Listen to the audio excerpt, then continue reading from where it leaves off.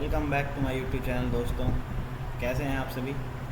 आज हम करने जा रहे हैं इम्पॉर्टेंट क्वेश्चंस और पॉलिटिकल साइंस की ये जो सीरीज़ है वो चलती रहेगी इम्पॉर्टेंट क्वेश्चंस की।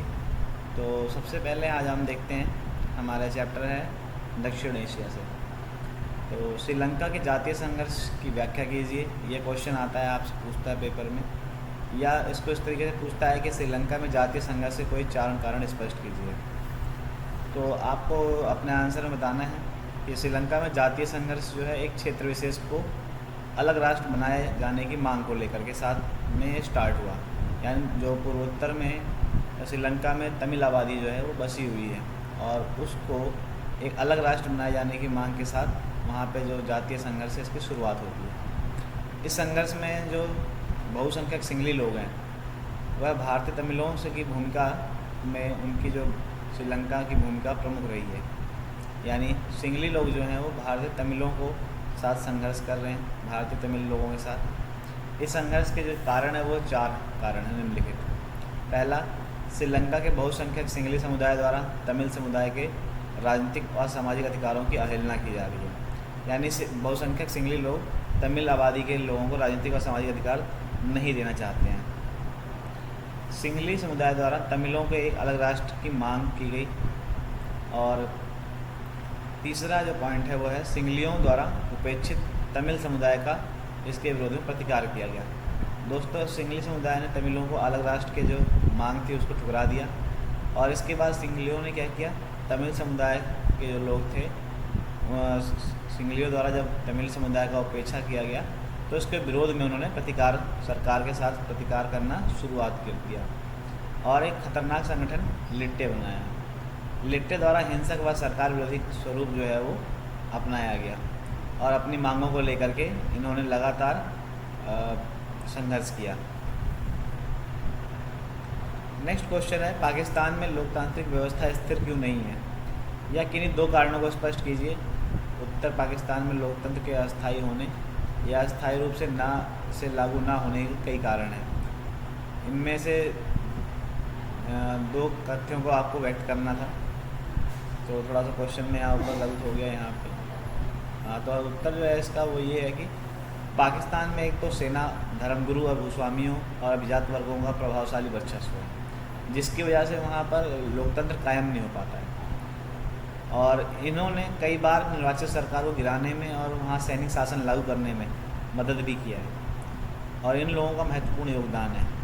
और इसी की वजह से इसका परिणाम है कि वहाँ सैनिक समर्थक जो है वहाँ बहुत ज़्यादा लोग हैं सैनिक समर्थक। और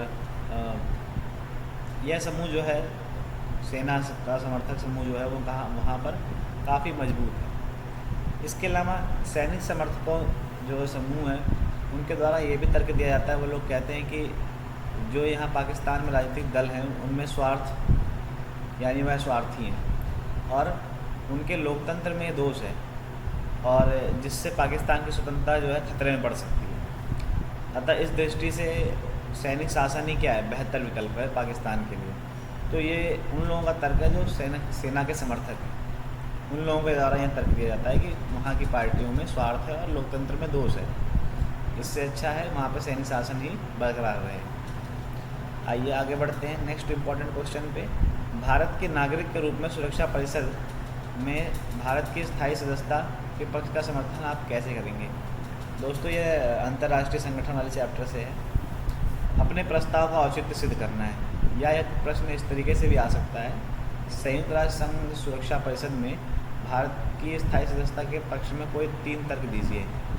या यही प्रश्न आपसे इस तरह से पूछ सकता है कि ऐसे कोई 4 कारक उजागर कीजिए जो संयुक्त राष्ट्र सुरक्षा परिषद में भारत की स्थायी सदस्यता के दावे को उचित ठहराते हैं। तो हम आगे बढ़ते हैं, इसका उत्तर देखते हैं। संयुक्त राष्ट्र की सुरक्षा परिषद में भारत को एक स्थायी सदस्यता के रूप में सदस्यता मिलनी ही चाहिए। क्यों, कि ऐसी क्या वजह है? क्योंकि भारत के पास वे सभी संसाधन उपलब्ध हैं जो एक स्थायी सदस्य देश के रूप में होने चाहिए। जो एक स्थायी सदस्यता मिलनी चाहिए जिस देश को, वह सारी जो मानदंड है वो भारत पूरे करता है। और इस तथ्य को हम निम्नलिखित कथनों द्वारा सिद्ध कर सकते हैं। पहला, भारत विश्व में सबसे अधिक जनसंख्या वाला दूसरा देश है। यहाँ की कुल जनसंख्या जो है विश्व की उसका 17वां हिस्सा यहाँ निवास करता है। यह विश्व का यहाँ पर भारत में विश्व का सबसे बड़ा लोकतंत्र है। भारत की स्थायी सदस्यता के अधिकार को इस बात से भी मजबूती मिलती है कि वह तेज़ी से अंतर्राष्ट्रीय पहल पर आर्थिक शक्ति के रूप में उभर रहा है दोस्तों। तीसरी बात, भारत संयुक्त राष्ट्र संघ के बजट में नियमित रूप से योगदान देता रहा। जब भी यानी उसको संयुक्त राष्ट्र संघ में अंशदान की बात हो या पैसों की बात हो बजट में, तो उसने बिना देरी बिना विलंब के भुगतान किया। तो इस वजह से भी भारत को स्थायी सदस्यता मिलनी चाहिए। चौथी बात, इसके अतिरिक्त संयुक्त राष्ट्र संघ के लगभग सभी महत्वपूर्ण घटनाक्रमों में भागीदारी की है और संयुक्त राष्ट्र संघ के शांति बहाली के प्रयासों में भारत ने हमेशा साथ दिया है और लंबे समय से अहम भूमिका जो है वो निभाते आ रहा है। तो इसी के साथ हमारा जो ये 5 मिनट का वीडियो था वो समाप्त हुआ। धन्यवाद दोस्तों। ऐसे ही दोस्तों आगे जो इसकी जो सीरीज आएगी पार्ट 2 उसको देखिएगा। धन्यवाद।